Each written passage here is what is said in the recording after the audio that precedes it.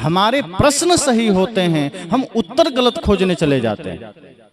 और जब तक प्रश्न का सही उत्तर हमें नहीं मिलेगा, हमारे जीवन में कोई समाधान नहीं होगा। यदि परिवार में दुख है, अगर परिवार में लड़ाई है, झगड़े हैं, वो एक दूसरे के साथ बैठकर ही मिट सकता है। वो तीर्थों में जाने से नहीं मिटेगा, वो पंडित जी के पास वास्तु ठीक कराने से नहीं मिलेगा, वो घर के पर्दे बदलने से नहीं मिटेगा। अगर आप घर के दरवाजे तोड़ दिए, पर्दे तोड़ दिए, घर का रंग रूप बदल दिए, तो क्या दुख मिट जाएगा? कोई पेड़ हरा भरा तब तक है जब तक आप उसके जड़ में पानी डालते हैं। जिस दिन जड़ में पानी डालना बंद कर देंगे, उसका तना पर आप चाहे जितना पानी मार दीजिए, पेड़ सूख जाएगा, हरा नहीं होगा। इसलिए साहब ने कहा, मूल गहे ते काम है तैमत भरम भुलाओ। तो कोई बाहर बता रहा है कि इस तीर्थ में जाओ तो काम बन जाएगा, कोई कह रहा है गंगा में जाओ तो काम बन जाएगा, कोई कह रहा है कमला में जाओ तो काम बन जाएगा, गोदावरी में जाओ तो काम बन जाएगा, कोई पुरी में जाओ, कोई द्वारिका में जाओ, प्रयाग में जाओ, काशी में जाओ, बद्री में जाओ, केदार में जाओ, गंगोत्री में जाओ, यमुनोत्री में जाओ, काम बन जाएगा। साहब कहते हैं बाहर काम नहीं बनेगा, बाहर के जल में काम नहीं बनेगा। सत्संग के ज्ञान गंगा में आना पड़ेगा और मन के भ्रम को समझना पड़ेगा। मन है आपके झगड़े का कारण, किसी से विवाद आपके मन के वजह से हुआ है, आपके कपड़े के वजह से नहीं हुआ है। और कपड़े के वजह से कब होता है? जब आप बढ़िया कपड़ा पहन लिए और भाई को नहीं दिए, तब विवाद होगा। जब आप बढ़िया भोजन कर लिए, छोटे भाई को नहीं दिए, तब विवाद होगा। लेकिन वो भी मन के ही कारण होगा, क्योंकि मन में गंदगी ने जन्म लिया, तब आपने किसी के साथ छल किया।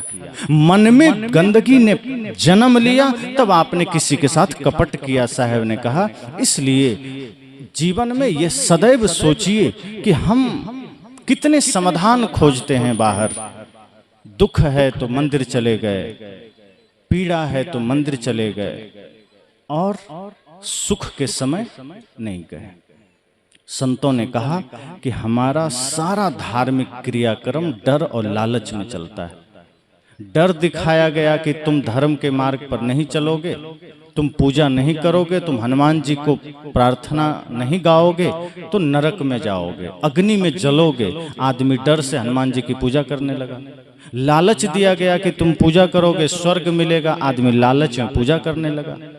निश्चल मन से हम पूजा करते ही नहीं हैं, निष्कपट मन से हम भक्ति करते ही नहीं हैं। साहब ने कहा, परिवार के झगड़े, समाज के झगड़े हमारे मन की मूर्खता के कारण है, मन की नासमझी के कारण। इसलिए हम निश्चिंत नहीं हो पाते हैं। इसलिए तो आदमी आज टेंशन में है। मैंने कहा, ये टेंशन का कारण हमारा स्वार्थ है, ये टेंशन का कारण हमारे मन का विकार है। हम एक दूसरे में परमात्मा का दर्शन ही नहीं कर पाते। हमारा मन उलझा हुआ है, हमारा मन बिगड़ा हुआ है, और हम ठीक बाहर कर रहे हैं। समस्या मन में है और हम परेशान बाहर के लिए हो रहे हैं। साहब कहते हैं, आंगन में झाड़ू लगाइए, साफ रखिए, लेकिन अपने हृदय में भी झाड़ू लगाइए, क्योंकि आपका दिल काला है, दिल में भी गंदगी है। और दिल की गंदगी इतनी खतरनाक होती है कि यहाँ लोभ, ईर्ष्या, द्वेष, कपट भरा बैठा है। इसलिए साहब कहते हैं, सावधान रहिए। परिवार में है तो परिवार को तो बेहतर बनाइए। हमारा पारिवारिक जीवन बेहतर नहीं है, हम आध्यात्मिकता में प्रवेश कैसे करेंगे? हम शुद्धता का पालन नहीं करते। न तन की शुद्धता है, न मन की शुद्धता है। तन भी अपवित्र है। बहुत घरों में सुबह बिना नहाए भोजन बनता है। अब आपका भोजन पवित्र नहीं हो पाया तो मन कैसे पवित्र होगा? आपका तन ही अशुद्ध है तो आपका मन कैसे शुद्ध होगा? बहुत गहरी बात है मन की पवित्रता का ध्यान रखना, साधारण नहीं है। और आदमी के लिए ही ये है, ये जानवर नहीं कर सकते। जानवर अपने धर्म पर है। आपने किसी बैल को देखा जेल में बंद है कि कोई जुर्म में जेल में बंद है? शेर हत्या भी करता है तो जेल में बंद नहीं है, बचाने के लिए पिंजरा में बंद किया जाता है कि इसको बचाया जाए, मारा नहीं जाए। शेर बचाने का अभियान चल रहा है, गीदड़ बचाने का अभियान चल रहा है, गाय बचाने का अभियान चल रहा है, हिरण बचाने का अभियान चल रहा है, चीता बचाने का अभियान चल रहा है, तेंदुआ बचाने का अभियान चल रहा है। और आदमी का कोई अभियान चल रहा है? आदमी पैदा ना हो इसका अभियान चल रहा है कि आदमी पैदा ही ना हो, क्योंकि सारी समस्याओं का कारण आदमी।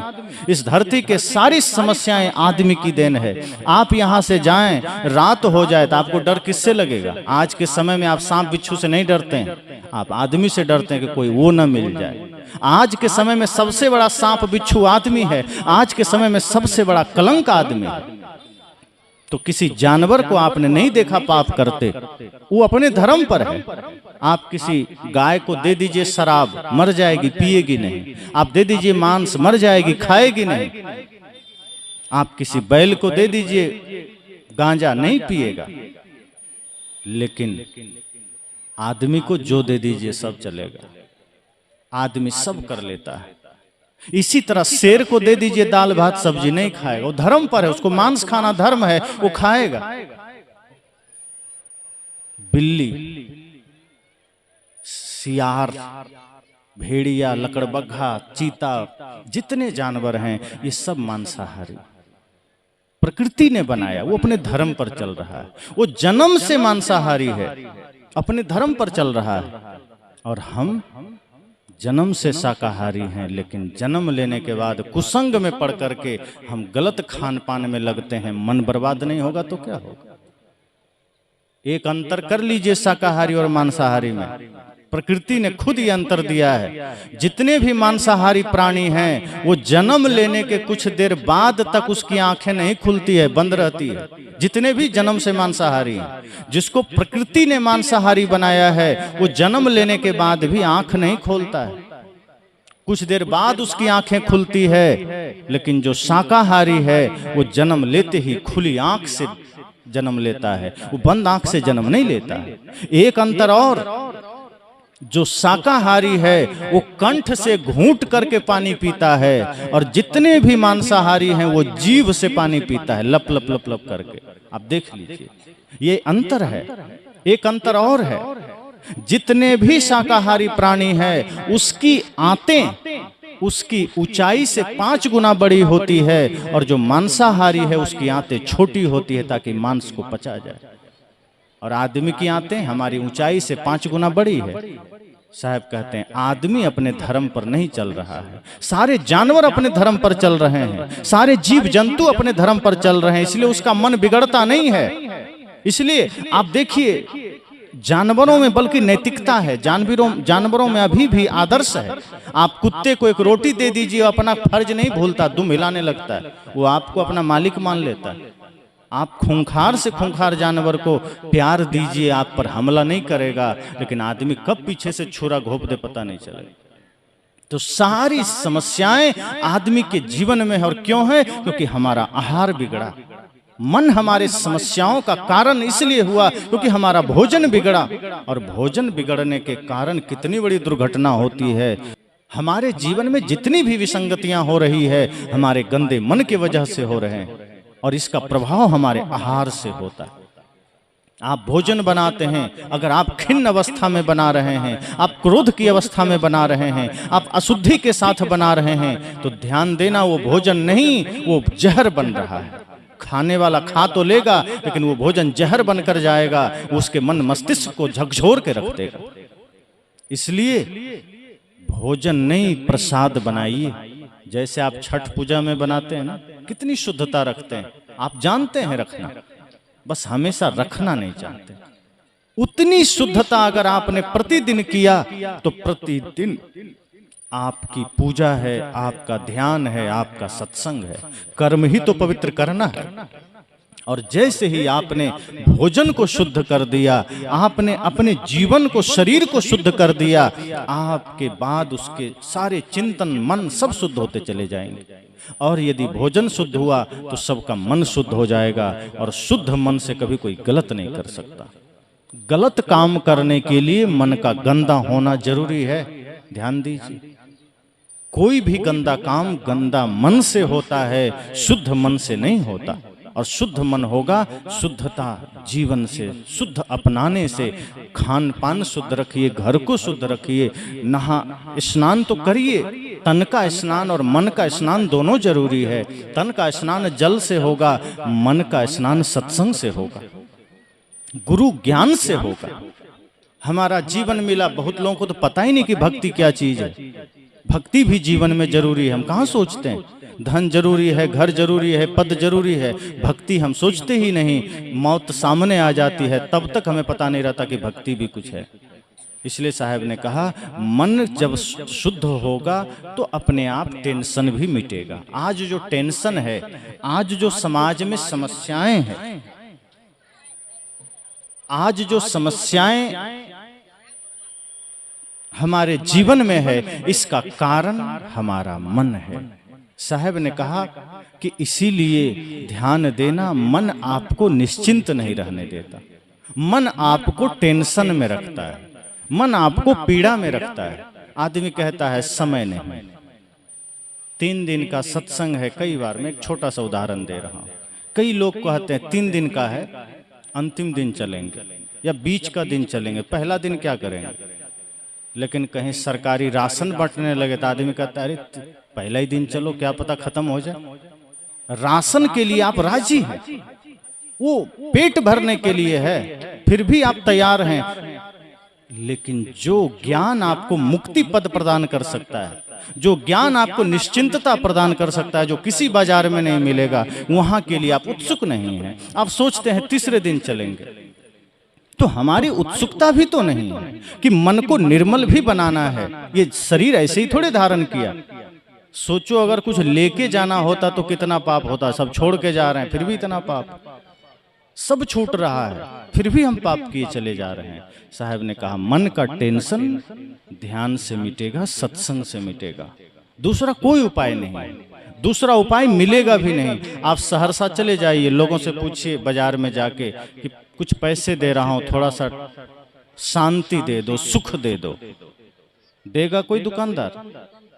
जिस दुकानदार से, जिस व्यक्ति से आप कहेंगे ये पैसे ले लो, थोड़ा शांति दे दो, वो कहेगा सामान जितना है ले सकते हो, मेरे पास है, पर जिस शांति की तुम बात कर रहे हो उसे तो मैं भी खोज रहा हूं, मिला ही नहीं। रात में सोने के लिए नींद की गोलियां खानी पड़ती, वो शांति बाहर नहीं है। अच्छा सोचिए, आदमी धन क्यों कमाता है? आप मेहनत क्यों करते हैं? किसी से पूछो पढ़ते क्यों हो? आदमी कहता है पास होने के लिए। फिर पूछिए पास क्यों होते हो? अगले कक्षा में जाने के लिए। तो अगले कक्षा में जाना क्यों है? ताकि हम नौकरी पा सकें। तो नौकरी क्यों पाना है? पैसे के लिए। तो पैसा क्यों चाहिए? घर बनाने के लिए। तो घर क्यों चाहिए? तो शादी विवाह करेंगे तो रहेंगे कहाँ, उसके लिए।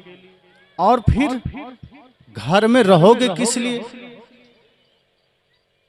तब आदमी चुप हो जाता है, फिर आगे कोई उपाय नहीं है, कोई उत्तर नहीं है, क्योंकि घर में फिर रहता है तो शांति कहाँ है? आरंभ हमने जिस रूप में किया घर में है, अशांति ही तो है। घर में रहकर शांति पा सकें ऐसा काम तो किया नहीं गया, ऐसी कोशिश की नहीं गई। इसलिए साहब कहते हैं मन को देखिए, मन को निर्मल करिए। सारा जोर मन पर है। सदगुरु कबीर ने इसलिए मन को कहा है, और सभी संतों ने मन पर जोर दिया कि मन ही तो समस्या पैदा करता है, मन ही तो विवाद पैदा करता है। दो भाई के बीच एक दीवार खड़ी कौन करता है? मन करता है। दो परिवार में फूट कौन डालता है? मन डालता है। दो भाई थे, बड़ा प्रेम था, एक ही गुरु से दीक्षा ली, शादी नहीं हुई थी, बड़े की हो गई थी, छोटे की नहीं हुई थी। गुरुजी बड़े ज्ञानी थे, शांत स्वभाव के थे। सत्संग किया, दोनों भाई ने सत्संग कराया और दोनों ने माला भी लिया। इतना प्रेम था कि एक ही थाली में दोनों भोजन करते थे, एक ही साथ उठना बैठना, गले मिलना। गुरुजी चले गए। 7 साल के बाद पुनः बड़े भाई ने गुरुजी को सूचना दिया, गुरुजी घर में सत्संग रखे हैं, बड़ा समय गुजर गया, आप आए नहीं, पुनः आपको आना है। संत ने कहा ठीक है, तुमने बुलाया नहीं तो मैं आया नहीं, अब तुम बुला रहे हो मैं आ जाऊंगा। संत आ गए, सत्संग हो गया, भोजन का समय आया। तब संत को याद आया कि अरे तुम्हारा छोटा भाई भी तो था, वो कहाँ है? तो बड़े भाई ने कहा गुरुजी नाम मत लीजिए, बस भोजन करिए, छोड़िए। संत ने कहा अरे कैसी बात कर रहे हो, जब मैं यहाँ था तुम्हारे पास 7 साल पहले तो दोनों एक साथ तुमने दीक्षा लिया था, एक साथ सत्संग में मेहनत किया था, एक साथ तुम सब काम किए थे। आज मैं उसको पूछ रहा हूँ तो कह रहे हो नाम मत लीजिए। उसने कहा हाँ हाँ बस आप भोजन करिए, रहने दीजिए, नाम मत लीजिए। संत ने कहा वो रहता कहाँ है ये तो बताओ, है कहाँ? कहा वो सामने ही पड़ोस में घर बनाया वहीं रहता है। कहा बात क्या है? कहा 7 साल हो गया जब से आप गए तब से बात बंद है। कहा तुमने माला लिया है, दीक्षा लिया है, सत्संग तुम कर रहे हो और भाई को तुम बुलाया नहीं। कहा नाम मत लीजिए, बड़ा उदंड है। संत ने कहा तुम्हारा छोटा भाई ही तो है और तुम उसको बुला नहीं रहे हो, मुझे भोजन दे दिए। संत ने कहा मैं भोजन ही नहीं करूंगा, जब तक तुम छोटे भाई को नहीं बुलाओगे मैं नहीं खाऊंगा। उसने कहा गुरुजी जिद मत करिए, खा लीजिए। संत ने कहा मैं तुम्हारे गांव और तुम्हारे घर में रोटी खाने नहीं आया हूं। ध्यान देना, संत कभी रोटी खाने नहीं आते, वो तो जहां है वहां भी खा लेंगे। संत के आने का अर्थ इतना ही होता है कि दो टूटा हुआ दिल एक हो जाए, दो टूटा हुआ परिवार एक हो जाए, दो टूटा हुआ समाज एक हो जाए। संत ने कहा मेरा आना रोटी के लिए नहीं, तुम्हें एक करने के लिए हुआ है। अगर किसी कारण से, किसी विचार से, किसी मानसिकता से तुम दोनों भाई में कोई दीवार खड़ी हो गई है, मैं उस दीवार को गिराए बिना एक अन्न नहीं ले सकता। भाई, बड़े भाई को भी लगा कि भाई गुरुजी तो जिद पर आ गए, अब क्या करें? कहा गुरुजी मैं बड़ा हूं, मैं कैसे जा सकता हूं उसको बुलाने? कहा यही बड़ा तो अहंकार का कारण है तुम्हारा, यही अहंकार तो तुम्हें अलग किया है। अरे क्या बड़ा हो तुम, एक दिन मिट्टी में मिल जाओगे। बड़ा क्या, मैं बड़ा, ये तुम्हारा मैं क्या बड़ा? मैं बड़े बड़े लोग मिट्टी में मिल गए, तुम भी मिल जाओगे, मैं बड़ा? ये मैं तुम्हारे समस्या का कारण है, तुम कुछ भी नहीं हो। उसने कहा गुरुजी जो कहिए, वो आएगा तब आएगा, ठीक है मैं नहीं जाऊंगा। साहब संत ने कहा मैं भोजन नहीं करूंगा, जा रहा हूं। उसने कहा लगता है गुरुजी मानेंगे नहीं। कहा गुरुजी कैसे जाएं, बताइए, इतने दिन से बात नहीं हुई, हम अलग रहते हैं, विवाद हमारे बीच चल रहा, हम कैसे जाएं? वो छोटा है। गुरुजी ने कहा देखो तुम जाओ तो सही। कहा अगर चला भी क्या तो मानेगा नहीं, बड़ा मूर्ख है। संत ने कहा पहले तो तुम ही मूर्ख मालूम पड़ रहे हो, तुम जा नहीं रहे। मानेगा नहीं, पहले ही सोच लिया तुमने, उत्तर भी खोज लिया, मानेगा नहीं। तुम मनाया कभी? कहा नहीं। कहा तो जाओ उसके पैरों में गिर जाना, उसका पैर पकड़ लेना। बड़े भाई को तो अहंकार सामने आ गया, मैं बड़ा भाई पैर कैसे छू सकता हूँ? कहा फिर तू अहंकार में आ गया। अरे मैं छोड़ दे कुछ देर के लिए, मैं जो कह रहा हूं इतना करना, उसके एक बार पैर को छू लेना, देखना वो सब भूल कर आ जाएगा। बड़े भाई को लगा गुरुजी आप क्या कह रहे हैं, मैं छोटे भाई का पैर कैसे छू सकता हूं? तब गुरुजी ने याद दिलाया कि मेरे भाई जरा याद कर, जब तुम दोनों भाई छोटे थे कितना प्रेम था तुम दोनों। जब तुम्हारा छोटा भाई चल नहीं पाता था ठीक से, तुम थोड़ा बड़े थे तो तुम साथ में खेलते थे ना? कहा हाँ। कहा बताओ तुम्हारा छोटा भाई तुम्हारे साथ रहता था? कहा हाँ। मम्मी पापा से ज्यादा वो मेरे साथ रहता था, मैं ही उसको गोद में लेके खिलाता था, दौड़ाता था, घुमाता था, मैं ही उसको भोजन कराता था, मैं ही उसको नहलाता था, मैं ही गोद में उठाता था। संत ने कहा रे पगले, तो जब तुम उसको नहलाता था, जब तुम उसको गोद में उठाता था, जब तुम उसको साथ में सुलाता था, तो न जाने सैकड़ों बार उसके पैर को तुमने छुआ होगा, तब तो अहंकार नहीं आया कि मैं पैर कैसे छूऊं। आज तुम बड़ा हो गया है तो फिर उसी छोटे भाई को जिसको तुमने सीने से लगा के पाला है, जिसको तुमने पानी पिलाया, भोजन कराया, नहलाया, धुलाया, गोद में खिलाया, आज एक बार पैर छू लोगे तो अहंकार सामने आ रहा है। तेरा ही तो भाई है। उसका आंखें खुल गई। कहा बात तो सही कहा गुरुजी ने, हमने तो बचपन में उसको कितने बार पैर रगड़ रगड़ के नहलाया, गोद में उठाया, जूता पहनाया, मोजे पहनाए, और उस भाई से मैं इतना विरोध कर बैठा। उसके भीतर तो धक धक करने लगा। कहा गुरुजी क्षमा करना, मैं जा रहा हूं। हिम्मत किया बेचारा, गुरुजी के कहने पर गया। देखता है छोटा भाई भी अपने आंगन में अखबार पढ़ रहा था। वो भी नजर थोड़ा टेढ़ा करके देखा, बड़े भैया इधर चले आ रहे हैं।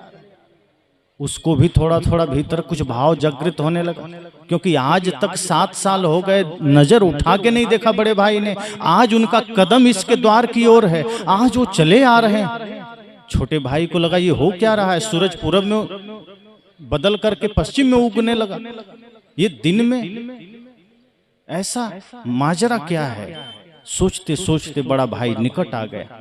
छोटे भाई को रहा नहीं गया। जो एक ही माँ बाप के संतान होते हैं ना, तो कितना भी बैर कर लें हृदय दोनों का धड़कने लगता है, एक ही होता है, वो एक ही, अलग नहीं था। वो जैसे ही बड़ा भाई भाव में आया, छोटे भाई भी खड़े हो गए और ये भी भाव से भर गया। और जैसे ही बड़ा भाई निकट आया दौड़कर छोटे भाई का पैर में झुकना ही चाहता था कि उससे पहले छोटा भाई बड़े भाई के पैर में गिर पड़ा और रोने लगा। कहा भैया काश आप 7 साल के पहले ही आ जाते तो मैं आज आपके चरणों में होता। आपने मुझे ठुकरा दिया, आपने मुझे अपने से अलग कर दिया। 7 साल में कैसे जिया हूं आपसे दूर रहकर। आपको कभी याद नहीं आई इस छोटे भाई की? कितनी पीड़ा सहा है मैंने। आपको जब भी मैं देखता था मेरी आंखें भर जाती थी, दिल भर जाता था, और आपने कभी मुझे देखा नहीं। आज आप कृपा कर दिए, मैं धन्य हो गया। बड़े भाई ने रोते रोते छोटे भाई को उठाया, गले से लगाया, कहा छोटे अब मत रुला। सारे दुख दर्द मिट गए, सारे मन के क्लेश मिट गए, मन की सारी पीड़ाएं मिट गई। दोनों ने एक दूसरे को गले से लगाया, आधे घंटे गले से लगाए रखे, दोनों के आंसू बह चले। और आंसू के साथ साथ सारी शिकायतें बह गई, सारी पीड़ाएं बह गई। और फिर हाथ पकड़ते हुए बड़े भाई ने छोटे भाई को साथ लिया, गुरुजी के पास लाए, दोनों सिर झुकाए और दोनों भाई ने कहा गुरुजी आप ना आते तो न जाने हम अपने छोटे भाई से कितना दूर होते। जिस एक ही माँ बाप से हम दोनों ने जन्म लिया, छोटे से स्वार्थ और अहंकार के कारण मैंने अपने इस छोटे भाई को त्याग दिया। संत ने कहा इसलिए तो मेरा आना हुआ, क्योंकि तुम राम की पूजा तो करते हो लेकिन राम को मानते नहीं हो। अरे पगले, याद कर उस भगवान राम को जिसे तुमने पूजा है, जिसके मंदिर में तुम जाते हो। वो अपने भाई के लिए गद्दी छोड़ दिए, अपने भाई के लिए अयोध्या छोड़ दिए, तुम 1 इंच जमीन नहीं छोड़ सकते।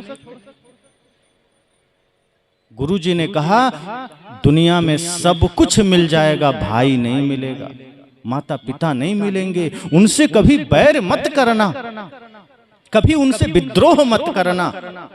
जिस राम की तुम पूजा करते हो, जिनके मंदिर तुम जाते हो, जिस रामायण का तुम पाठ करते हो, जरा याद करो उनको।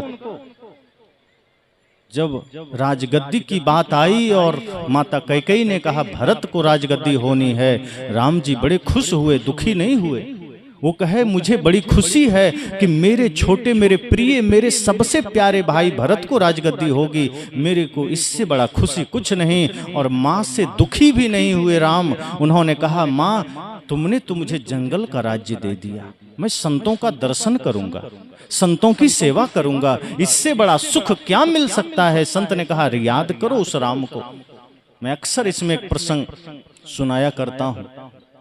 राम जी से लोगों ने कहा कि हे राम जी, आपको पूरी दुनिया भजती है, आपका नाम लेती है, आपके पीछे भागती है, कोई ऐसा है जिसको आप भजते हैं?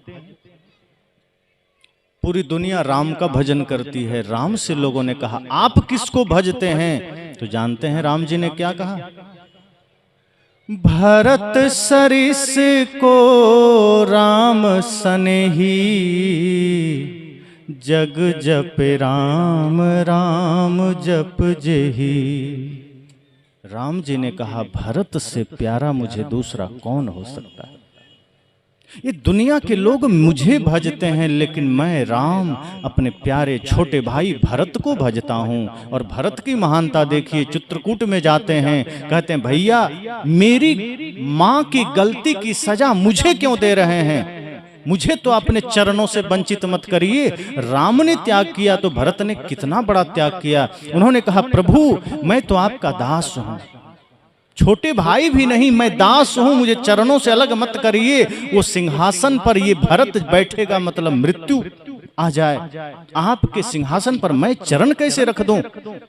राम ने कहा ये मेरा आदेश है, तुम्हें जाना पड़ेगा।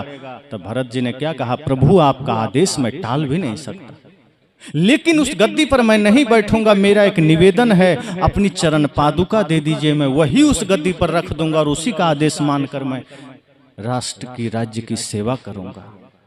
और भरत जी ने भी वही राजसी वस्त्र त्याग दिया और कहा कि जो मेरे भैया राम पहन रहे हैं वही मैं धारण करूंगा। भाई से भाई का प्रेम जरा सीखिए। तो हम पढ़ के चले जाते हैं, रामायण लौट देते हैं, मंदिर के नाम पे झगड़ा कर लेते हैं, हाथ में झंडा उठाकर हम भी राम भक्त कह के लड़ लेते हैं, लेकिन हमारे जीवन में तो रावण बैठा है, हमारे कर्म में राक्षस बैठा है, हमारे कर्म में राम कहाँ उतरते हैं, हमारे कर्म में आदर्श कहाँ उतरता है। राम ने त्याग दिया अयोध्या को, तो भरत ने क्या कहा कि मैं राजसी वस्त्र नहीं पहनूंगा, मेरे भैया अगर साधु का वेश पहन लिए हैं तो मैं भी वही भगवा वेश पहनूंगा। और मेरे भैया जमीन पर सोते हैं तो मैं अपने भैया की तरह जमीन पर तो नहीं सो सकता, बराबरी नहीं करूंगा। जमीन को खोद करके भरत जी सोते थे और राज्य के बाहर रह करके राम जी के आदेश का पालन करते थे। अगर रामायण से सीखना है तो ये सीखिए ना। हम पूजा करते चले जाते हैं, जीवन में कोई बदलाव नहीं आता, मन के कारण। जिस दिन मन सही हो जाएगा, भाई से भाई का झगड़ा मिट जाएगा। संत ने कहा तुम्हारा मन पापी था, भाई को तुमने दूर कर दिया। तुम्हारा मन पापी है, तुम परिवार में फूट डालते हो, तुम स्वार्थ पाल लेते हो, ये मन के ही कारण। और मन तुम्हारा गंदा है तो परिवार टूटता है, मन गंदा है तो समाज टूटता है, मन गंदा है तो राष्ट्र टूटता है। जिस दिन मन पवित्र हो जाएगा हर घर स्वर्ग बनेगा। और सदगुरु कबीर तो कहते हैं मेरी कोशिश ये नहीं है कि बाहर मंदिर बनाएं, साहब कहते हैं मेरी कोशिश ये है कि हर घर मंदिर बने, हर घर में परमात्मा का निवास हो, हर घर में माता पिता की पूजा हो, हर घर में माता पिता की ही अर्चन बंदन हो। तुम शिव के मंदिर जाकर आराधना कर लेते हो, जल चढ़ा लेते हो और अपने माँ बाप को एक गिलास पानी भी नहीं दे रहे हो, अपने माँ बाप का तुम आदर सम्मान नहीं कर रहे हो। साहब कहते हैं फिर ये तुम्हारा पूजा पाखंड है और ये तुम्हारे गंदे मन की वजह से है। जिस दिन मन तुम्हारा पवित्र हो जाएगा उसी दिन मन तीर्थ बन जाएगा, और जब मन तीर्थ बनेगा तो आपका घर मंदिर बन जाएगा और घर में रहने वाले देव और देवी बन जाएंगे। कोई अलग से देव देवी नहीं होता, आपके कर्म से आप देव बनते हैं। आपने गलत कर्म किया आप दानव बन गए, आपने बढ़िया कर्म किया आप देव बन गए। अब सोचिए कि आपको देव बनना है कि दानव बनना है। नाम जपने से देव नहीं बनेंगे, गंगा में नहाने से देव नहीं बनेंगे, अच्छे कर्म करने से देव बनेंगे। और ये भी सोचते हैं कि अगर गंगा में नहा लेंगे पाप कट जाएंगे, तो ये अज्ञानता के सिवा कुछ भी नहीं है। पाप कटता है पाप न करने से और पुण्य करने से। अगर आपने पुण्य का काम किया, पाप करना छोड़ दिया, तो हो सकता है धीरे धीरे पाप कट जाए, लेकिन पाप चलता रहे और पूजा चलती रहे नहीं होगा। जैसे टंकी खाली करना है, नल खोल दिए और टंकी में पानी भरने वाला मोटर भी चालू कर दिए और इधर खाली करने वाला भी नल खोल दिए, तो क्या होगा? इधर से पानी निकलेगा उधर से भरता जाएगा, कभी खाली ही नहीं होगा। यही तो हम कर रहे हैं। मंदिर जाके पूजा कर रहे हैं, इधर मन से पाप कर रहे हैं। तीर्थों में जाके स्नान कर रहे हैं, मन से गंदगी फैला रहे हैं। तो मन गंदा बना हुआ है, मन निर्मल हमने नहीं किया और तीर्थों में जा रहे हैं, मंदिरों में जा रहे हैं। साहब कहते हैं जिस दिन आप घर को ही मंदिर बना लेंगे, फिर मंदिर क्या करने जाओगे? आपने घर को कबाड़खाना बनाया इसलिए मंदिर जाना पड़ता है। अगर आप घर को ही मंदिर बना लें तो जहां देखो वही मंदिर है। साहब कहते हैं आप सत्संग में आप इसलिए जाते हैं क्योंकि बाकी समय आप सत्संग में नहीं होते हैं। आप डॉक्टर के यहाँ इसलिए जाते हैं कि आप बीमार हैं। स्वस्थ आदमी क्या करने जाएगा? जिस दिन आप अपने एक एक कर्म को सत्संग बना लेंगे, खेत में रहिए तो सत्संग, बाजार में रहिए तो सत्संग, दफ्तर में रहिए तो सत्संग, घर में रहिए तो सत्संग, दुकान पे रहिए तो सत्संग, तो फिर सत्संग तो हर जगह हो जाएगा। और सत्संग क्या है? मैंने कल कहा था ना, मन की पवित्रता सत्संग। आपके मुख से निकलने वाला शब्द पवित्र हो जाए, सत्संग हो गया। मंदिर में जाके आपने प्रार्थना गाया, तमेव माता च पिता तमेव बंधुश्च च सखा, और बाहर निकले तो किसी को गाली दे दिया। कुछ देर पहले इसी मुख से आपने राम का नाम लिया, इसी मुख से प्रार्थना कहा, 1 घंटे बाद इसी मुख से गाली दे दिया। साहब कहते हैं मुख से निकले हर शब्द मीठा बोलिए, वो प्रार्थना ही है। अलग से प्रार्थना कर रहे हो, बाकी समय गाली दे रहे हैं। किसी समय प्रसाद खा लिए, बाकी समय गुटखा खा लिए, तुम क्या अंतर हो? ये मुख है, कबाड़ खाना थोड़े है। जैसे शहरों में या गांव में भी आप लोग कचरा मिलता है ना, पंचायत की तरफ से कूड़ादान मिलता है, गीला कचरा के लिए अलग, सूखा कचरा के लिए अलग। अब तो वो लोग भी थोड़ा दिमाग लगाते हैं, गीला इसमें डालना है, सूखा इसमें डालना है। आदमी तो अपने लिए दिमाग ही नहीं लगाता, गीला सूखा सब मुख में डालना है, यही कूड़ादान बना लिया। शराब हो तो इसी में, गुटखा हो तो इसी में, तंबाकू हो तो इसी में, मांस मछली अंडा सब इसी में, और इसी मुख से झूठ भी बोल रहे हैं, इसी मुख से गाली दे रहे हैं, इसी मुख से निंदा कर रहे हैं, और समय मिला तो इसी मुख से प्रार्थना गा ली, समय मिला तो इसी मुख में मिश्री भी खा ली। साहब कहते हैं ये मुख नहीं, तुम्हारा कबाड़खाना हो गया। सबसे पहले अपने इस मंदिर, इस शरीर भी मंदिर है। देह देवालय स उच्चते, ऋषियों ने कहा ये देह भी देवालय है। अगर इस देह को आपने सुंदर सभ्य व्यवस्थित बना लिया, पवित्र बना लिया, तो फिर इसमें परमात्मा का निवास हो जाएगा। और आप अगर मंदिर बन गए, आपका घर मंदिर बन गया, आपका समाज मंदिर बन गया, फिर चिंता की बात नहीं।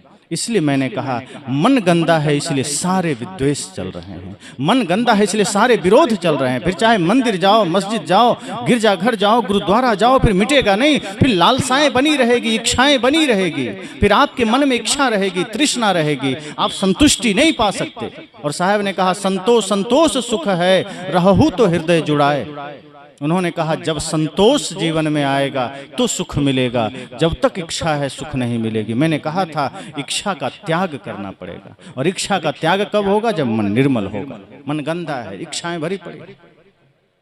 मैं देखता हूं बहुत जगह लोग कोशिश ही नहीं करते कभी कि हम मन को ठीक भी करें, देखें भी। वो सोचते हैं बना बनाया रेडीमेड काम बन जाए। आज रेडीमेड हर जगह हो गया, कपड़े रेडीमेड आ गए, भोजन भी रेडीमेड हो गया। शहरों में तो आदमी भोजन ही नहीं बनाता, रेडीमेड लेके खा लेता है। कपड़े रेडीमेड हो गए, सब कुछ रेडीमेड हो गया। हमने सत्संग भी रेडीमेड कर लिया। अब मंदिरों में पूजा भी रेडीमेड हो गया। रेडीमेड मतलब तैयार किया हुआ, पहले से तैयार है, बस गए कर लिया। मंदिर में पूजा करनी है, पहले से पुजारी बैठे हैं, वो करा दिए, हम चल दिए। कई बार तो हम करते भी नहीं। कई आदमी सत्संग रखता है, लोग आ गए, सत्संग हो गया, 3 दिन बाद वो लगा रहा संसार में, कहा हमने तो सुना ही नहीं। ठीक है, व्यवस्था के लिए आप लगिए, लेकिन कुछ समय निकालिए कि सत्संग सुन सकें। इतना भी व्यस्त ना हो जाएं कि अपने लिए वक्त मत ना निकाल पाएं। जो व्यक्ति संसार में व्यस्त है उस व्यक्ति को भी अपने लिए समय निकालना चाहिए, क्योंकि अपने लिए जब तक समय नहीं निकालेंगे मन गंदा बना रहेगा। अरे महाभारत से सीखिए, दिन भर युद्ध चलता था, दिन भर लड़ाइयाँ चलती थी, और शाम को युद्ध विराम हो जाता था। वो लोग लड़ते भी थे तो रात में अपने लिए समय निकाल लेते थे, युद्ध बंद कर देते थे, हमेशा लड़ते नहीं थे। लड़ाई करने के बाद भी लड़ाई बंद कर देते थे। क्यों? कोई घोड़ा घायल हो गया, कोई सैनिक घायल हो गया, कोई आदमी घायल हो गया, कोई नायक बीमार हो गया, रात भर सब मरहम पट्टी करते थे, तैयार होके फिर सुबह लड़ते थे। रात में कोई किसी के तरफ चला जाए कोई मारता नहीं था। इतनी नैतिकता थी कि लड़ाई में भी ईमानदारी थी। आज तो ईमानदारी में ही लड़ाई है। अब तो आदमी अपने लिए वक्त ही नहीं निकालता, दिन रात लगा हुआ है संसार के लिए। और जब आदमी कहता है अरे थोड़ा तो समय निकाल लो, मृत्यु निकट है, समय निकट है, पता नहीं क्या हो जाए, आदमी कहता है देखेंगे बुढ़ापे में भजन कर लेंगे। और बुढ़ापा जब आएगी हाथ कांपेंगे, पैर कांपेंगे, आंखों से दिखाई देना कम हो जाएगा, शरीर शिथिल हो जाएगा, भजन नहीं हो पाएगा। साहब ने कहा निर्मल मन अभी ही कर लीजिए, पवित्र मन अभी ही कर लीजिए। सारी समस्याओं का जड़ मन है। घर के विवाद, समाज के विवाद, परिवार के विवाद मन ही तो करता है। आपके मन में पहले विवाद पैदा होता है, वो बाहर बाद में आता है। और वो विवाद छोटा नहीं होता, मन में उपजा हुआ विवाद बड़ा विनाश करता है। आज देखिए यूक्रेन और रूस का युद्ध हो रहा है, क्या व्यक्तिगत किसी का युद्ध है क्या? वो आदमी नहीं लड़ रहा, उसमें आम आदमी नहीं लड़ रहा, दोनों देश के राष्ट्रपति और प्रधानमंत्री के मन में युद्ध पैदा हुआ, और उसके वजह से लाखों लोग मारे जा रहे हैं। पाकिस्तान का आदमी तो बहुत कम यहां से युद्ध चाहता है, वहाँ का नेता और वहाँ का प्रधानमंत्री चाहता है युद्ध हो। एक व्यक्ति का मन खराब हुआ, युद्ध हो जाता है। एक व्यक्ति का मन गंदा होता है, युद्ध हो जाता है। महाभारत का युद्ध 18 दिन चला था, लाखों लोग मारे गए। रामायण का युद्ध कई महीने चले थे, ऐसा सुनने में आता 6 महीने चले थे, करोड़ों लोग मारे गए। लेकिन ध्यान दीजिए, हमारे और आपके मन में जो युद्ध चल रहा है वो 18 दिन नहीं, 18 घंटे भी नहीं, 18 मिनट भी नहीं, 18 सेकेंड का भी ठन गया, बाहर आ गया तो एक परिवार, एक समाज, एक राष्ट्र को विनाश कर सकता है। क्योंकि आज हमारी धरती कम से कम 15 से 20 हजार परमाणु बम पर बैठी हुई है। अमेरिका और रूस के पास ही 15-16 हजार परमाणु बम है। फिर फ्रांस, चीन, जापान, भारत, पाकिस्तान और लंदन जैसे देश मिलकर भी लगभग 1000 परमाणु बम बना रखे हैं। किसके लिए? किसी जानवर को मारने के लिए? किसी सांप बिच्छू को मारने के लिए? नहीं, हमें और आपको मारने के लिए परमाणु बम बने हुए। अगर किसी प्रधानमंत्री के मन का झगड़ा बाहर आ गया, परमाणु बम गिरा दिया, करोड़ों लोग मारे जाएंगे। वो युद्ध सबके मन में है। तो कोई बड़ा युद्ध का कारण बनता है, कोई छोटा युद्ध का कारण बनता है, कोई राष्ट्र को मिटाने का कारण बनता है, कोई परिवार को मिटाने का कारण बनता है। युद्ध तो युद्ध है। एक हत्या करो चाहे 100 हत्या करो, हत्या तो हत्या है, कम ज्यादा नहीं होता। कोई चोर कम चोरी करता है तो उसको क्या कहेंगे? वो बढ़िया चोर है। अरे चोर तो चोर है, बढ़िया खराब क्या? कोई कम शराब पीता है तो क्या कहेंगे? वो बढ़िया शराबी है। गलती छोटी हो चाहे बड़ी हो, गलती ही है। पाप छोटा हो चाहे बड़ा हो, वो पाप ही है और उसकी सजा मिलेगी। कर्म फल से कोई बच नहीं पाया। अगर आपने खेत में मक्का बोया है तो गेहूं नहीं काट सकते। अगर आपने मक्का बोया है तो मक्का ही काटेंगे। अगर आज आपने कर्म गलत किया है तो कोई मंदिर आपको फल मिटा नहीं सकता।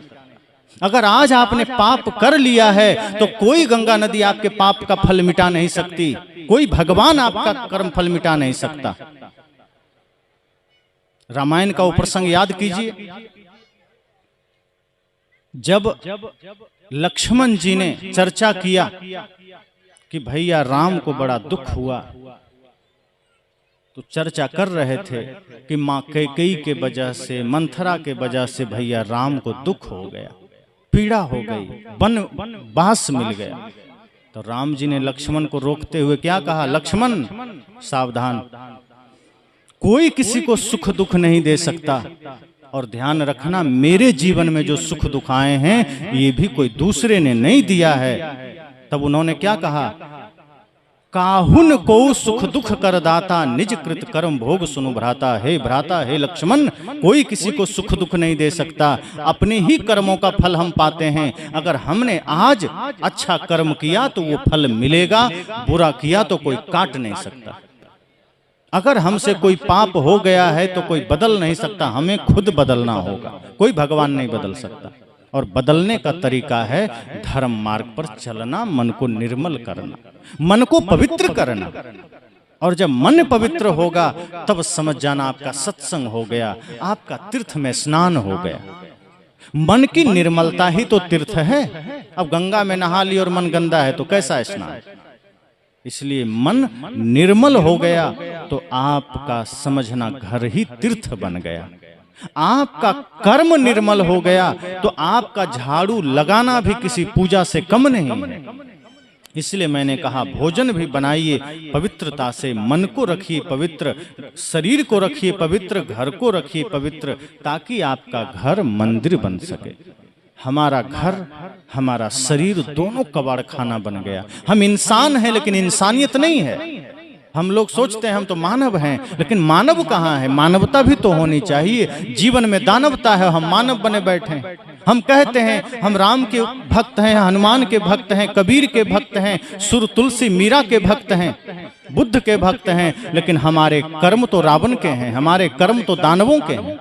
जो काम राक्षसों ने किया था वही आज अगर इंसान कर रहा है तो वो राक्षस ही तो है, वो इंसान कहाँ से हो गए? रावण ने क्या किया? मदिरा पीता था, मांस खाता था, जुआ खेलता था, माता का अनादर किया, पिता का अनादर किया, पत्नी का अनादर किया, भाई को लात मारा। अगर यही कर्म आज का कोई आदमी कर रहा है तो किसी रावण से कम है क्या? वो चाहे गले में माला रखे, चाहे पूजा करे, चाहे मंदिर जाए, चाहे अपना नाम राम ही क्यों ना रख ले, किसी का नाम राम हो जाने से वो राम नहीं हो जाता, अगर उसका कर्म रावण का है तो वो रावण ही रहेगा। इसलिए साहब ने कहा कर्म आप सुधार लेंगे तो आप राम बन जाएंगे, कर्म आपका बिगड़ा हुआ है तो आपका नाम कुछ भी है कोई परवाह नहीं, आप रावण ही हैं। तो आज हमारे जीवन में जो आसुरी प्रवृत्ति ने डेरा डाला है, इसका प्रमाण यह है कि हम बाहर मंदिर बनाते हैं, बाहर मठ बनाते हैं, वहां बैठ के घंटों पूजा करते हैं, और जिस दिल को हमें मंदिर बनाना था उसे हमने कबाड़खाना बनाया। सदगुरु कबीर को अगर बिठाना है तो दिल में बिठाइए, दिल में कबीर नहीं है। यहाँ जिस दिन कबीर साहब बैठ जाएंगे तो मधुर वचन है औषधि, ये भाव जगे। जिस दिन यहाँ सदगुरु कबीर बैठ जाएंगे तो सब घट मेरो साइयां, ये भाव जगेगा। जिस दिन यहाँ सदगुरु कबीर बैठ जाएंगे तो घाव काहि पर घालो जित देखो तित प्राण हमारो, फिर किस पर चोट करेंगे, सब तरफ अपना ही तो प्राण है। लेकिन यहाँ सदगुरु कबीर नहीं है, शास्त्रों का शब्द यहाँ है और सदगुरु कबीर को हमने मंदिर में बिठा दिया, और यहाँ कौन बैठ गया, यहाँ दुराचार दुरात्मा सब पाप यहाँ बैठ गया, यहाँ सारे विकार यहाँ बैठ गए, सारे विकारों ने हमारे हृदय में डेरा डाल दिया, सारी बुरी प्रवृत्तियों ने हमारे हृदय में डेरा डाल दिया, इसलिए मन से नफरत निकल रही है, घृणा निकल रहा है। ये गलत बात है। आपके मन से अगर कुछ भी गलत निकल रहा है तो उसका कारण कोई दूसरा नहीं है। इसलिए मैं चाहता हूं आज कोशिश करिए सदगुरु कबीर मंदिरों तक सीमित न रहे, राम मंदिरों तक सीमित न रहे, उन्हें मंदिर से बाहर निकालिए, घर लाइए। हमने मंदिर बना के बंद कर दिया, यही हमने अपने महापुरुषों के साथ किया। राम जी का मंदिर बनाया, राम जी को बिठा दिया, बाहर से ताला लगा दिया। जैसे राम जी अपराधी हैं, कैदी हैं, उनको दिल में बिठाना था, हमने मंदिर में ताला मार दिया। मंदिर हमने साफ रखा, दिल गंदा कर लिया। जिस दिन हृदय में राम का आदर्श आ जाएगा, अभी 22 जनवरी को राम का आगमन हुआ मंदिर में, बहुत अच्छी बात है। ये भारत का सौभाग्य की बात है कि हमारे कुछ ऐतिहासिक जो कुछ भूलें हुई थी लोगों ने उसे ठीक किया, और ऐसे महापुरुष को उनको एक स्मारक के रूप में, एक स्मरण के रूप में, स्मृति के रूप में उनकी मूर्ति स्थापित की गई। लेकिन असली राम का आगमन उस दिन होगा जिस दिन राम का चरित्र सबके दिलों में आ जाएगा, जिस दिन राम का आदर्श सबके दिलों में आ जाएगा। राम का आदर्श दिलों तक नहीं आया, राम के आदर्श की स्थापना दिल में नहीं हुआ तो भारत में राम राज्य नहीं आ सकता। और राम राज्य सदगुरु कबीर की नजर में तभी हो सकता है जब जाति पाति का भेद मिट जाए, संप्रदाय का भेद मिट जाए, छुआछूत का भेद मिट जाए, ऊंच नीच का भेद मिट जाए, और व्यक्ति व्यक्ति से प्रेम करने लगे, जीवों पर दया करने लगे। कोई कहता है गाय मत मारो, कोई कहता है सुअर मत मारो, कोई कहता है ऊंट मत मारो, लेकिन जो कहता है गाय मत मारो वो बकरी मार के खा रहा है, मुर्गी मार के खा रहा है। सदगुरु कबीर कहते हैं गाय मत मारो, ठीक है, गाय सबसे उपयोगी प्राणी है, गाय को हम माता कहते हैं, सबसे उपयोगी है, लेकिन इसका मतलब ये नहीं कि आपको लाइसेंस मिल गया बकरी मार दीजिए, मुर्गी मार दीजिए, मछली मार दीजिए। गाय ने आपका कुछ दिया नहीं, लेकिन मानवता को तो दिया, ठीक है, उसकी रक्षा करनी, उसकी मर्यादा करनी है। गाय हमारी माता है, क्योंकि गाय, देसी गाय का गोबर, देसी गाय का मूत्र, देसी गाय का दूध, देसी गाय का होना सब दैवीय चमत्कार से कम नहीं है। लेकिन इसका मतलब ये नहीं कि बाकी जीवों की हम हत्या कर दें। सदगुरु कबीर कहते हैं मैं सिर्फ ये नहीं चाहता कि गाय मत मारो, सुअर मत मारो, साहब कहते हैं मैं ये चाहता हूँ जीव मत मारो, बापुरा सबका एक ही प्राण, हत्या कबहू न छूटी हैं, कोटिन सुनहु पुराण। साहब ने कहा मैं तो चाहता हूं जीव मात्र की हत्या ना हो। आपके चलने से भी अगर कोई चींटी दब जाए तो अफसोस कर लीजिए कि क्षमा करना प्रभु, माता पिता गुरु को स्मरण कीजिए कि भूल से चींटी दब गई, आप चाहते नहीं थे, दब गई, वहां भी माफी मांग लीजिए। लेकिन आदमी आज जानवरों को साग मूली की तरह काट रहा है, आज हत्या किए चले जा रहा है और कहता है हम राम भक्त हैं, हम कबीर भक्त हैं, हम बुद्ध को मानने वाले हैं, हम महावीर को मानने वाले हैं। बुद्ध, महावीर, कबीर और राम ने हिंसा के रास्ता नहीं दिया, उन्होंने क्रोध का रास्ता नहीं बताया, उन्होंने अनाचार अत्याचार का रास्ता नहीं बताया, भ्रष्टाचार का रास्ता नहीं बताया। सदगुरु कबीर तो प्रेम का मार्ग दिया, राम जी ने तो आदर्श दिया, प्रेम दिया, सत्य दिया। भाई भाई के बीच, माता पिता के साथ, पड़ोसी पड़ोसी के साथ किस प्रेम से रहना है। इसलिए मैंने कहा अपने महापुरुषों को मंदिरों से बाहर निकालिए, अपने शास्त्रों से सत्य बाहर निकालिए। आज हमारे पास बीजक है, सारा सत्य उसमें है, लेकिन हम शब्द मस्तिष्क में ले लेते हैं, रटते रहते हैं, बोलते रहते हैं, बोलने से मन ही नहीं थकता। हम लोगों को तो कोई ना कहे तो मन होता है चुपचाप आश्रम में बैठ के ध्यान साधना करें, इच्छा ही नहीं होती कि जबरदस्ती बोलें। पर कुछ कहते हैं बोलना कासो बोलिए रे भाई, बोलत ही सब तत्व नसाई, बोलत बोलत बाढ़ू बिकारा, जो बोलिए सो पड़े विचारा। मिल ही संत वचन दुई कहिए, मिल ही असंत मौन हुई रहिए, पंडित सो बोलिए हितकारी, मूर्ख सो रहिए झकमारी, कहीं कबीर अर्ध घट डोले, पूरा होय विचार ले बोले। साहब ने कहा जो ज्ञानी है, जो विवेकी है, वो मौन रहेंगे। आप बोलने के लिए कहेंगे तो बोल देंगे, नहीं कहेंगे तो नहीं बोलेंगे। जो महानतम संत हैं वो कभी नहीं सोचते कि मेरा ज्ञान लोग ले, वो ये सोचते हैं कि अगर आवश्यकता होगा तो जरूर मांगेंगे, तब दे देंगे। ज्ञान की कीमत है। इसलिए साहब ने कहा कि जिस दिन शास्त्रों से सत्य बाहर आएगा हमारे आचरण में, तो हमारा ज्ञान भी दिव्य हो जाएगा। अभी हमारे पास ज्ञान है, लेकिन ज्ञान का कोई वैल्यू नहीं, कोई महत्व नहीं। मैंने कल कहा था सबके पास ज्ञान है, किसके पास नहीं? वो ज्ञान कार्य में नहीं है, वो ज्ञान उपयोग में नहीं है, वो ज्ञान हमारे आचरण में नहीं है। इसलिए शब्द हमारे पास है और शब्द उथल पुथल मचाता है। आधी घड़ा में जल हो तो वो डोलता है, छिलकता है, लेकिन घड़ा में जल भर जाए तो वो कभी नहीं छिलकता। कहीं कबीर अर्ध घट डोले, पूरा होय विचार ले बोले। जब पूरा होता है, जब हम में पूर्णता आती है, तो मौन आ जाता है। एक बात ध्यान दीजिए, भाषा और शब्द संसार से जोड़ते हैं और मौन भीतर से जोड़ते हैं। आप जितना मौन होंगे उतना भीतर से जुड़ेंगे। हमारे साथियों से आप पूछेंगे, आश्रम में हम लोग इशारों में बात करते हैं, बहुत कम बोलते हैं। यहां भी आप अनुभव करेंगे, मंच पर आपने सुनना चाहा इसलिए मैं बोलने आ गया, क्योंकि इसीलिए मैं आया हूं, इसीलिए आपने बुलाया है। वरना हम लोग कोशिश करते हैं सुने, अगर कोई बोल रहे हैं तो हम उन्हें सुने। क्या पता किन से कौन सा ज्ञान हमें मिल जाएगा, कौन सा शब्द मिल जाएगा। हम वहां तक भी थोड़ी थोड़ी आवाज जाती है। अगर कोई संत बोलते हैं तो कोशिश करते हैं हम उनको सुने। थोड़ी आवाज कम जाती है, लेकिन हमारी चेष्टा रहती है कि हम संतों को सुने।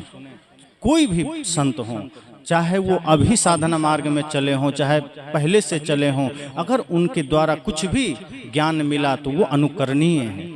और यही बात सदगुरु कबीर कहते हैं कि हम शास्त्रों को सिर्फ पूजने के वस्तु न बना दें। आज शास्त्रों को हमने क्या किया, रख दिया लाल कपड़ा में लपेट के, हाथ जोड़कर बैठ गए। वो शास्त्र लाल कपड़ा में लपेटने के लिए नहीं है, वो शास्त्र से गिने चुने अनमोल ज्ञान निकालकर जीने के लिए है। मंदिर में भगवान बंद करने के लिए नहीं है, उनके आदर्शों को, उनके कर्मों को, उनके आचरण को जीवन में उतारने के लिए है। और इस समाज में परिवर्तन तभी आएगा जिस दिन हम महापुरुषों के वचनों आचरण में उतारेंगे। आज हमारा युवा समाज भटकता जा रहा है, क्या कारण है? आज छोटे छोटे बच्चों को पूछिए, भजन पूछिए, भजन नहीं बोलता है, गाली देने लगता है। उसको गाली याद है, आपस में लड़ाई किया, गाली बकने लगा, फिल्मी गाना बकने लगा। कहाँ से आया? यही दोष है हमारा कि आज हमारा पूरा आंतरिक व्यवस्था बिगड़ गया है, आज हमारा पूरा आंतरिक जीवन बिगड़ गया है। इसलिए बहुत आवश्यक है, बहुत जरूरी है कि संतों का संग करिए, सत्संग सुनिए और मन का निग्रह कीजिए। मनोनिग्रह बहुत जरूरी है। हमें कुछ लोगों ने कहा था थोड़ी साधना पक्ष पर बोलें, लेकिन चूंकि सामाजिक समस्याएं हमारे बीच बहुत है, सामाजिक समस्याएं, राजनीतिक समस्याएं और राष्ट्रीय समस्याएं आज बहुत है, इसलिए मैंने इन विषयों पर बोला।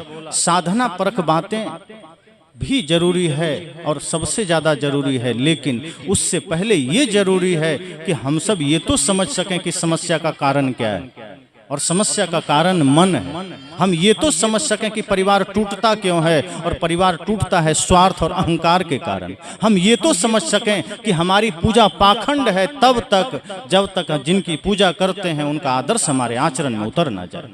इसलिए मंदिर जाना, साहब ने कभी नहीं कहा कि मंदिर जाने से मैं रोक रहा हूं। वे कहते हैं घर को मंदिर ही बना लो, वो तो मंदिर के पक्ष में है। वो तो कहते हैं तुम 1 घंटे मंदिर जाते हो, मैं तो ये चाहता हूं कि तुम घर को ही मंदिर बना लो, तुम्हारा आंगन ही घर का मंदिर का आंगन बन जाए। क्यों मंदिर से दूर रहना? वे तो कहते हैं कि अपना हर शब्द मुख से पवित्र बोलो, सत्य बोलो, क्यों अलग से प्रार्थना गाना? वो कभी प्रार्थना का विरोधी नहीं है, वो कभी मंदिर का विरोधी नहीं है, वो भगवान का भी विरोधी नहीं है। वो कहते हैं तुम मंदिर में जाके मूर्ति में भगवान देखते हो, अरे मैं तो चाहता हूँ सभी जीव में भगवान को देखो, हर समय देखो, हर घड़ी देखो, विवाद ही खत्म हो जाएगा। तो ये दर्शन सदगुरु कबीर का है।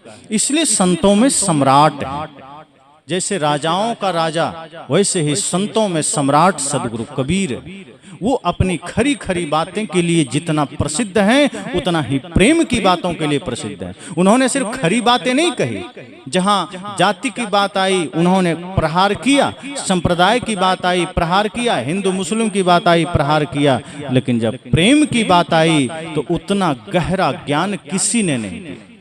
वे तो कहते हैं प्रेम गली अति सांकरी जामे दो न समाए। कहा जब तक द्वैत का भाव रहेगा आप प्रेम की गली में प्रवेश ही नहीं कर सकते। किसी ने कहा पंडित कौन है? उन्होंने कहा पोथी पढ़ने वाला पंडित नहीं है, ढाई आखर प्रेम का पढ़े सो पंडित हो। उन्होंने तो प्रेम को बड़े गहरे से लिया।